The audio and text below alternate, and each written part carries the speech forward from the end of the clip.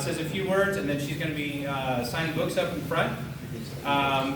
First of all, a huge thanks to everybody who made tonight possible, the Oregon Historical Society with their generous donation of this space, and the wonderful beer from Hopworks and wine from Winterlee that has been graciously donated to make this possible.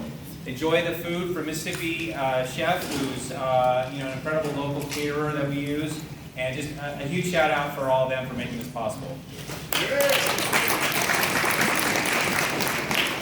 So I've asked Ambassador Power to say a couple words. She's just talked for a long time, so they will be brief. And then after she makes a few remarks, she's going to be to the left at tables. We have a lot of people here. I asked that everybody try to be as patient and respectful in the book signing line. The faster we go through it, the more chance everyone will have to have the book signed. We'll have a staff member to help take photos and stuff. I ask that you just be flexible as we go through so that more people can interact with her.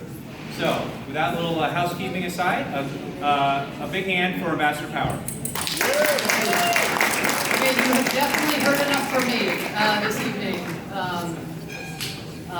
I can go on. As the Russian ambassador said, right, when he said he would read, each of you are tempted to read your statements 3 or 4 times, having heard me go on.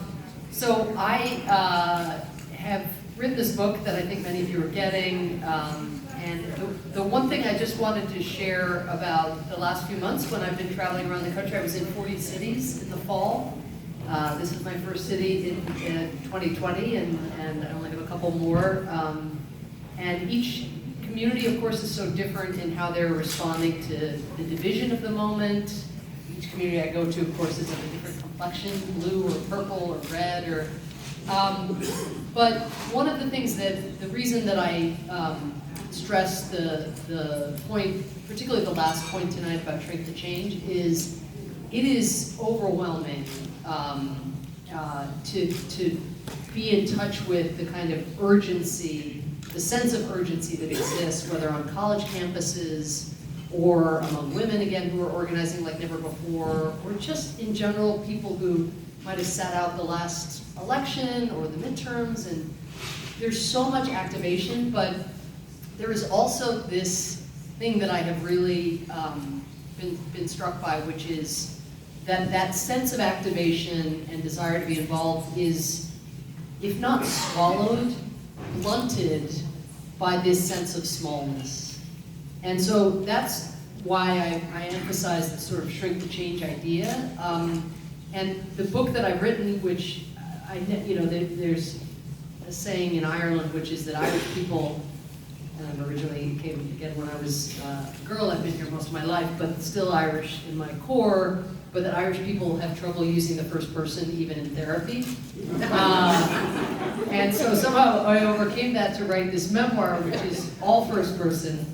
But one of the things I do in the book is I describe all the times that I have felt very small in the face of big challenges, whether initially like in my childhood with my parents and so forth, or coming to America, or being a war correspondent and see this war go on and just having my little words, feeling like the words weren't making a difference. But I think if we're going to turn the tide and recover our sanity and the rule of law and decency and all the rest, it's going to be because we just overcome that feeling of smallness and just say, oh well, nobody here but us chickens. And that's been the real power, is I feel like people are willing to do that, but we sometimes blow past that sense of oneself not being able to be the transformer, that inhibition that we have about our own agency and our own ability to make a difference. So I wrote the book in the way that I did, in a very personal way, to try to meet people where they are, and what, again, I've seen, and what I think I felt tonight, but I'll hear from you when I meet you over here, but is that that's where people are living right now, wanting, holding back, and then like just needing to overcome it, to plunge in whatever whether it's national politics or something more local. So just wanted to affirm that feeling, know it's there, and just say, let's get on with it. Thank you so much.